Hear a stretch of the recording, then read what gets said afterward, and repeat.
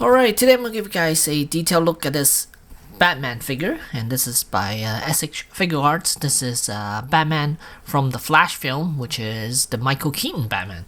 So here's the box, and there's the figure, and let's take a look at the back of the box. There's the back of the box, and something interesting is that these are copper foil, which is nice. It's very cool, and same up here, the lettering, and same on the side, copper foil. So let's get into it. Alright, and here we have the figure outside the packaging, and it comes with a cow head and also a Michael Keaton head sculpt, and then a set of batarangs, a set of these plastic pieces for him to extend his cape, and then a pair of hands for each kind of pose. So there are 2, 4, 6, 8 hands, including the pair of fists that he has on. So there are 10 of them, and there's the cowl again.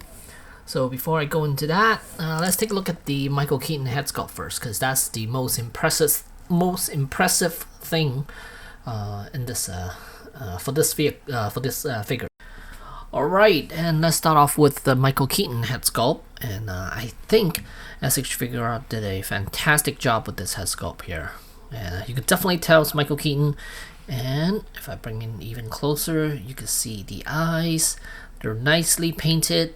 I don't believe these are printed on, so you could totally see clearly and sharp how the eyes are, how sharp the eyes are, and his eyebrows, and that mouth of his, and the nose, and yeah, everything about this head sculpt is just really good. I like it. He looks a little younger than he actually is from the film, but I'm okay with that because the head sculpt is just really nicely done. Alright, if you look a little further down, you can see there's that collar piece. It's a separate piece, and the cape is removable, and so is the emblem. It's also removable. Then the rest of him, the suit looks really nice. I already added some scuff marks to it because it is matte finish, so it will scratch very easily. There's the rest of him, and here's the cape.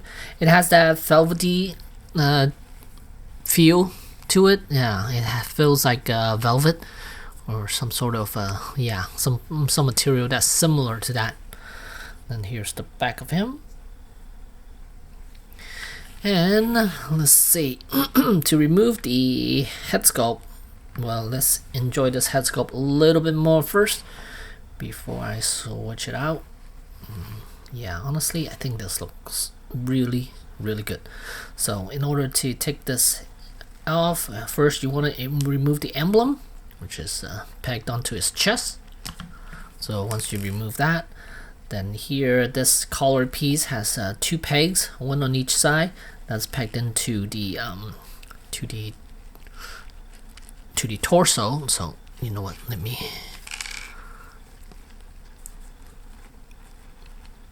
Maybe I need to pop the head off first. Okay, let's pop that head off, and then these two are kind of stuck in here. There we go. And here you can see there are 2 peg holes right there. And then here's the collar piece, and it has 2 pegs right here, and you just need to remove the cape. There are 2 holes on the cape, and is lined with a wire that's running across the edge here, and also right in the center, right in the back, the center. There's a strip of metal, a thin metal, kind of like the wire, but in a more of a strip like than just wire. So it will run all the way across the back here.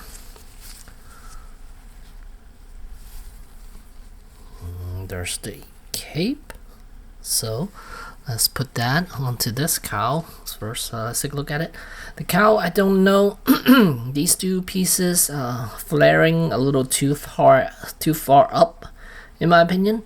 So I'm gonna use a hairdryer to soften this up. Maybe I could push it down and then keep it down, because right now it's flaring upward a little bit. Too much for me. Alright, so I went ahead and put the cape on, same way how I removed the cape initially. 2 pegs, same thing on the cowl. There are 2 pegs down here. You peg the cape in there, and then you just peg the whole thing onto the body. And then now just put the emblem back on, and there you have Batman. Now, what's strange and look weird is that the cowl doesn't look like it fit perfectly. It doesn't flush well with the shoulder at all, so you can see that sticking upward, and then here these 2 pieces are still sticking outward a little bit too high up for my liking. So yeah, so not sure what's going on with that, how they figured that would be alright, I guess, but that's how it is. And I guess if you flip the cape over it, you're not gonna see it, which is nice, I guess. So if you flip the cape over, then you're not gonna see it. So there we go. That looks much better. However, the cowl, I think it's more the mouth section. It's just it sticks out a little too much for my liking. I think it's supposed to be recessed in a little bit more. You can see how this is. It even looks like it's on the outside. It would have been nice if the piece were recessed in a little bit more towards inwards, so it doesn't look like it's sticking out a cowl. So that's one thing. And then otherwise, I think it's I don't know. I still think it's kind of weird. Not liking the cowl head at all. I do like the Keaton head sculpt, but not this one. Not the Batman cowl at all. I know I don't like the film version either. That cowl just looks a little weird to me. But still, yeah, it just does not look right at all. Yeah. But there it is. Let's give you a. Let me pull the camera back a little bit so you guys can see the rest of him. So this is how he looks with the cowl on, and there's the figure. The mouth section reminds me a lot of the Dark Knight, where Bale was wearing the cowl in the bank where he was talking to Commissioner Gordon. That cowl does not fit his face at all. It felt like he either gained a lot of weight and his mouth is just jetting out of the mouth hole, or the cowl is just way too small for that head. Because it makes me it looks kind of like this, where it doesn't fit. It doesn't fit, and it looks like his mouth is sticking way too far out than it is supposed to be. So yeah, that's how I feel when I see this cowl. But let's take a look at the cowl itself. The sculpting is nice. Maybe I'll end up removing this mouthpiece and then see if I could dig a little hole deeper into his into this section and then just push that thing in there. Maybe I'll see what I can do. If I do end up fixing it, I'll make a video of it. But for now, that's how it is. And then yeah, even the body, the sign, it reminds me a lot of the Batman Begins suit here. Just the abdominal section and the everything around here just looks a little very similar to that. But that's how it is. He has a black belt now this time around instead of the yellow belt from 89 and 92. Symbol is still very traditional. I like that a lot. And the paint job on it is good. There's no paint bleeds on this one, unlike the 89 one. And overall, it's I don't know, because the figure is really tiny too. Let me do a comparison and show you guys. Alright, here's a size comparison with a few SH Figuarts. Now this one, of course, is the Batman, Robert Pattinson, with the muff head. And then here's the Wonder Woman, the second Wonder Woman, and then here's Luke Skywalker. They're all SH Figuarts, and you could tell Batman is so tiny. The Keaton Batman is just so tiny in comparison. Look at how small his head is, for God's sake. Look at that. Yeah, I mean, if he's next to Patterson, look at that. He's like a child next to Patterson. I mean, I granted that this guy is really tall in person. Granted that he is short in real life, but still, I mean, look at the size difference between the two. And look at, compared to Wonder Woman, her head is almost, no, it's not double the size. I guess it's at least a third bigger than Batman's head. And look at Luke. If I put Luke next to Batman, look at that. My goodness. Farm boy Luke. Is he the same height? Yeah, he's the same height as Batman. No, actually Batman's a little taller, it feels like. Let me see. Nope, actually I'm not quite sure now. Looks like nope. Yeah, they're about the same height in person. They're about the same height. No, actually Luke is a little shorter. But still, I mean, look at how tiny this Batman is. My goodness. He's Batman. Okay, so here's a height difference between the two again. Took the cowl off, and I guess Wayne is about the same height as Luke. But head is definitely a little smaller. Overall, the physique is a little tinier, I guess, because he's wearing a suit. Ooh. He's wearing a tight-fitting suit, so maybe that's why. Let's go over articulation. Let's bring him forward a little bit. So head is on a ball joint, so he got full movement with the Wayne head, because if you put the cowl on, he has no movement whatsoever around the head. And then shoulders could swing outwards. Yeah, there's a little butterfly joint going on here, and then there's a ball hinge joint up in here. Single jointed elbow. This can give you about 90 degrees or so. Yeah, about 90 degrees. So it's a single joint that pinned upward to the biceps, so that's why there's a rotation here, and there's no cut joint around the bicep then. There's a wrist joint, which is good. Torso articulation is a little limited. He could arch back a bit, but crunch not so much. And then as far as the legs, it is drop down legs and swing outwards, so he can give you about 90 degrees outward and fold all the way. And then ankle, it's on a ball joint. And then toes articulation, there is toes articulation right there. So let's see what type of poses can he do. Can he do a crouch? Not so much, but he could do some sort of a matrix jumping pose. So something along that line. It's very possible his arm could swing out about that much. So if you want him to do the cape, the spreading of the cape pose, you will, let's see, you'll probably have to lift it upward a little bit just to get it out. Can this go up even higher? No, it cannot. It's hindered by the shape of this. The shoulder section, the way they shaped it, he could only go outward about that much. That's the limit of it. But I guess if you rotate his arm a little, you could fudge it, kind of like that, in order to get his arms up.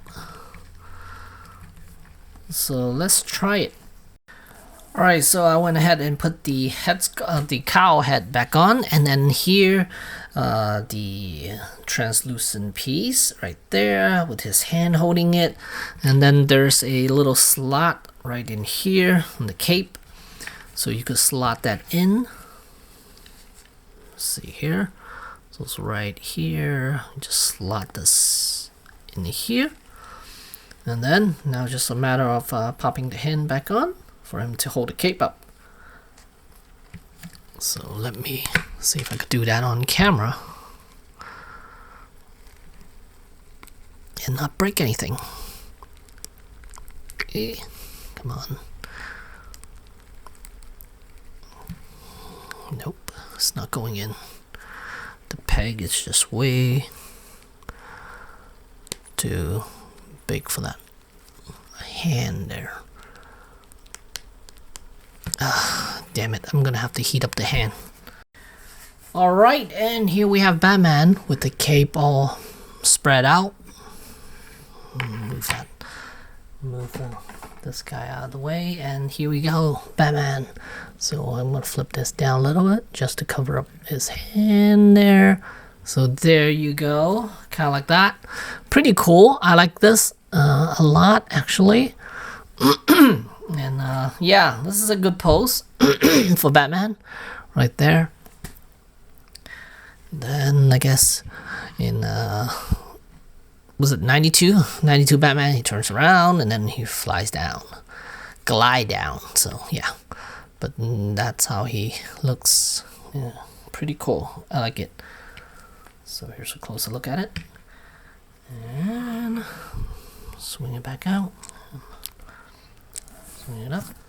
Okay, look at the head sculpt again. Not the greatest, but hopefully once I modded that section, he'll look better, maybe, hopefully, and not ruin the head sculpt here. But yeah, pretty cool. I like it. But still, not my favorite Batman figure from SH Figuarts, because yeah, the 89 one, they did a terrible work on it because the cape was just too thick. This is a nice material. I like it. It's more velvety like, and pretty soft actually, so it drapes quite well. Yeah, so if they did this cape for the 89 Batman, he might look a little bit better. He might look a lot better actually. But yeah, this is really good. I like it, and turned out quite good actually, the cape.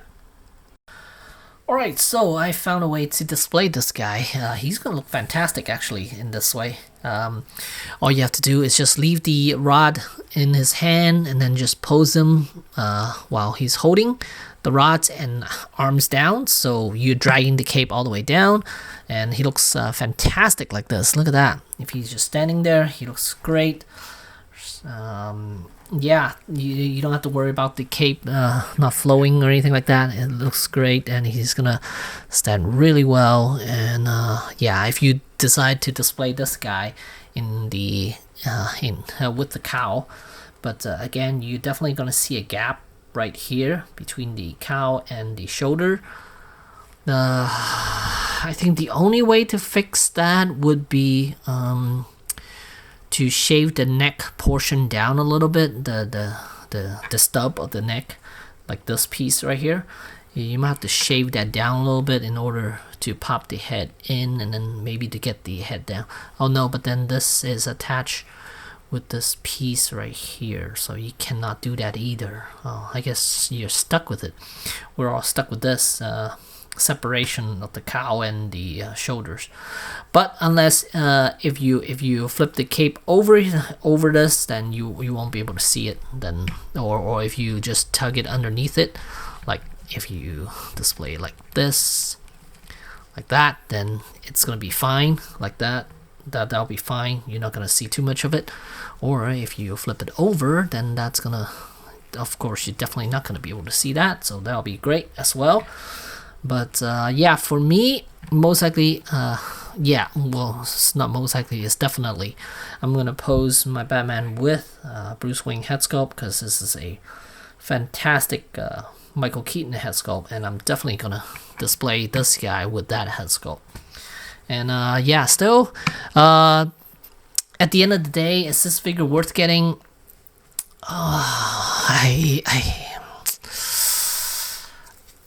For me, I think so. For other Batman fans, probably. But if you're a casual SH Figuarts collector, I don't know, because this figure is really tiny, and articulation is good, cape is good. I guess, yeah, the only issue is the cowl that yeah, but overall, I still think this is a worthwhile figure. Just this alone, I think is totally worth it, to me at least, because I'm a Batman fan first, then anything else. So yeah, this is totally worth it for me, and I believe this thing's gonna set you back somewhere around 80, 85, 90, somewhere around there. So there you go. There's Batman from the Flash film by SH Figuarts. Thanks for watching.